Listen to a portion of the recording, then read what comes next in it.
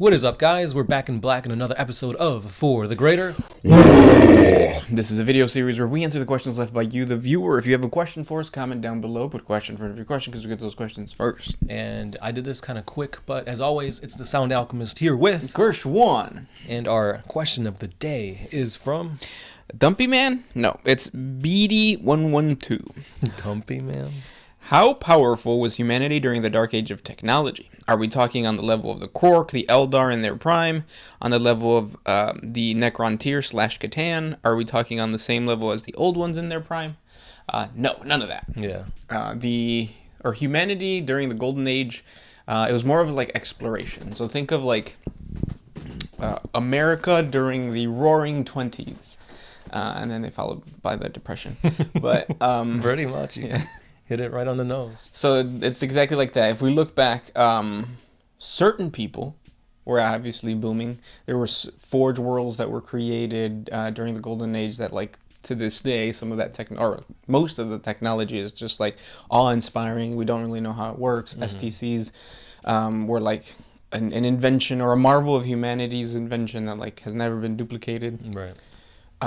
But in reality, like, if we were to take, I don't know, the military might of the Golden Age against the military might of now, they would get wiped out. Yeah, because I mean, at this time, this era, all they know is war.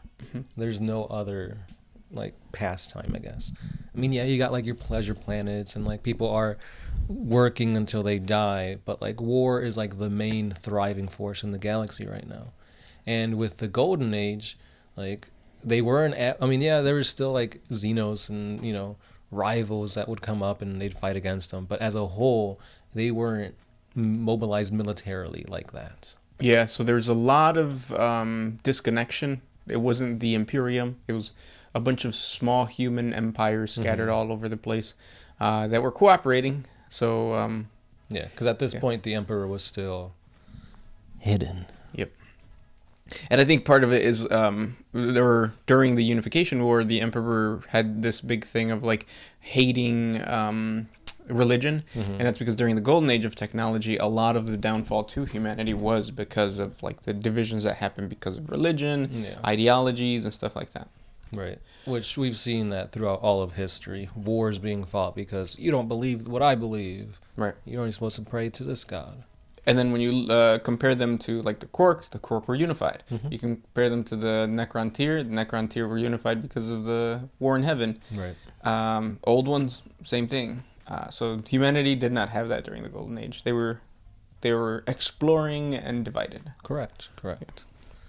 So, good question. But when you look at the Golden Ages of all those other guys that you talked about, it's like they vary vastly. Because, like, humanity, you know what they're all about. They had AI, whereas with like the Eldar, they're a psychically powerful race. They live for thousands of years, so society would vastly be different. Yeah, just to put it out there. This next one is by Brian B. Do you guys put your toilet paper over or under the roll? It's over the roll because it's easier to pull. Yeah, I think we answered this last time, but just to reiterate. Yeah. And it's always good to have your toilet near the tub, just in case you're in one of those situations where you're wiping and you're wiping and you're wiping and it just doesn't go away. You can just jump in the tub. Or get a bidet. A bidet too. Yeah. But I feel like most like American homes don't really have that. You can buy like an Amazon attachment, right? Which I always think is really disgusting because if you think about it, like, what if you wake up in the morning, take your pre-workout, and splatter the toilet because of all the caffeine? What happens to the bidet? The bidet gets covered in all that stuff too. So now you have to clean a bidet. That's why you gotta like hold it like way far away from you. The bidet? So that the splash doesn't like. But it's like a device that like hangs off or to the side, no? Oh, those type? Yeah. Oh, okay. I was thinking about like the detachable wand ones. Oh, okay, yeah. I need to learn more about bidets. Because if you don't have a bidet, you're gonna have a bad day. Next question. Adeptus Astartes asks, is Corvus Corax able to sneak past the Custodes in order to meet with the Emperor, or are their detection skills too overpowered? So, Corvus Corax has the, what is it called, shadow walking thing? And what's cool about it is that, yes, to the naked eye, he's almost like he's not there. Yeah. However, the Adeptus Custodes have augurs, sensory augurs, right? Right. And that detects them. Yeah. So. But with like the recent lore and like the whole way that the warp is getting stronger, he may be able to bypass that nowadays.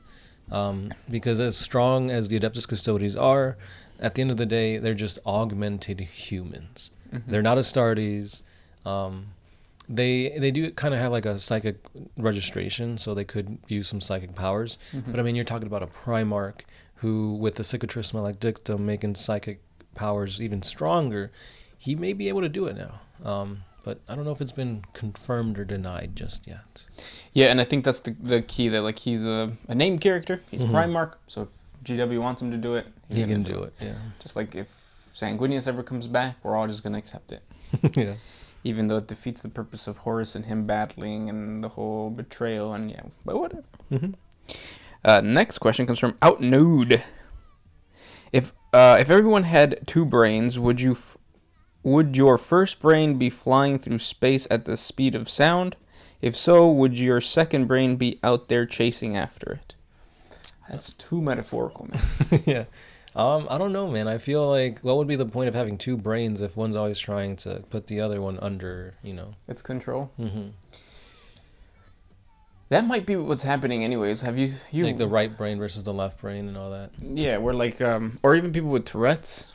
How like sometimes they break the 2 hemispheres apart and it helps. Because it is like there's like 2 people or 2 minds trying to calm each other down. Right. They should just keep it simple and just keep it one mind syndicate. Exactly. Juan Jose Mendivil. If the populace understood what chaos is and why it's such a bad idea to even entrust your spleen to them, does it make it easier or harder to be fooled into their offer? Can they ever be headstrong like Rogodorn or Jagdai Khan with their resolve? So I think this is why the Emperor didn't tell his sons about chaos. Because if you know about chaos, then I feel like that's easier to get their offerings. Kind of like the DARE program in schools. They educate you about drugs and alcohol and all that stuff, substance abuse, to let you know that, like, hey, this could be really bad. But at the same time, that's also an introduction. So it's like, it's got its gives and its takes. It's good and it's bad. But I think the Emperor was just trying to play it safe, but like keeping humanity in the dark. Like what they don't know can't hurt them, kind of. But yeah, I think that's the main reason. Yeah. Fight me if you don't. Next question comes from the big one. When I was a kid, I used to flush my dad's keys down the toilet and then he'll beat the crap out of me. Why did he have such a terrible sense of humor? That's a lie. Big one. You didn't have a dad. Yeah, that's true. I didn't even think about that till you said it. That's good. Mick says, imagine the Tau converted the Hrud or the Slough to the greater good. How much of an edge do you think that would give them? 2 races and factions that are still to be expanded upon in their full potential.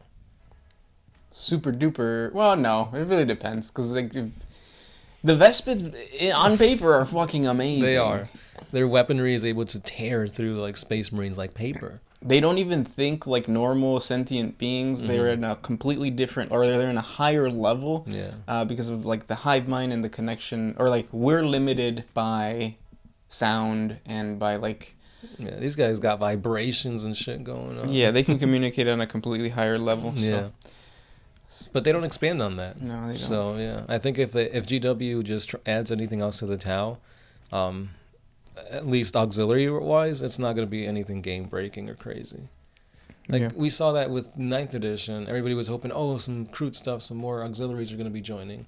Nah, just focus on the Tau themselves. And I mean, it makes sense, because it is a Tau empire, and we don't want another thing happening with like the Inquisition, where they kind of get split from the Codex and then they kind of get ignored. Mm-hmm. Yeah. But on the plus side, it could be like the Custodi thing, where they get split from the Inquisition Codex and become their own faction, and they get new models and new characters and stuff. But I don't see that happening with auxiliaries. No, because they're Xenos. Yeah. And people aren't really like about Xenos. Good question though. You good? Yeah, Romp Ryan. If by some miracle Sanguinius is brought back to life, could he cure or in some way ease the suffering of his son's experience from the Red Thirst and the Black Rage? Definitely. Because that is what he was trying to do during the Heresy and even the Great Crusade, is find a cure for the Red Thirst. He didn't tell anybody about this except Horus, because they're bros, they're besties, they under the pillow at night. Under the pillow. Yeah, the blankets were too small.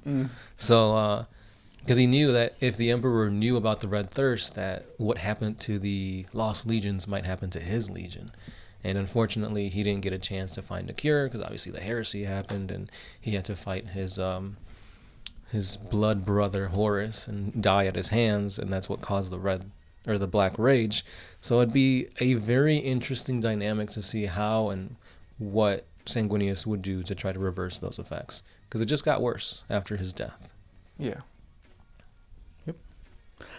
This next question comes from Tom Birmingham. Has Chick-fil-A stopped being a bunch of bigots? Because honestly, that's the only thing that really differentiates their chicken and rice dishes from anyone else's. Their chicken is like juicy. Right. So like I think it's very much like Cane's. Raising Cane's, their strips are just as juicy. But no, I think they're still. Yeah, they're still bigots. Yeah. But yeah. Yeah. It's a really cool business model, though. I looked into it, and it's kind of controlling. But that's religion, man. Yeah, very controlling. Yeah, we need the Emperor to step in and say, no more bigotry. Open on Sundays. Exactly. Yeah. This next one is by Jason Reed. Why did I see an ad for Pepper, the bra for small-chested women, before this for the Greater Wall episode? My tatas are huge, so I assume it's something you're doing on your end that screwed up my algorithm. Or are the members of the IBTC actually huge 40K fans? What's IBTC? The Itty Bitty Titty Committee. Oh, probably. Like sometimes when I go through Instagram and I see the guys that are following us, because it's usually always guys, they have very like they have an archetype. It's an archetype. Yeah. That's one way of putting it. Yeah. Yeah. Or maybe just turn on safe browsing. You could do that. Or YouTube Red. Not RedTube. YouTube Red. But yeah. Yeah. And those are the questions for today. If you guys have more questions for us, please comment down below. Thank you guys so much for listening and hanging out, and we'll talk tomorrow. That's right. This is the Sound Alchemist. First one. And we are gone in black. Boom. Oh, if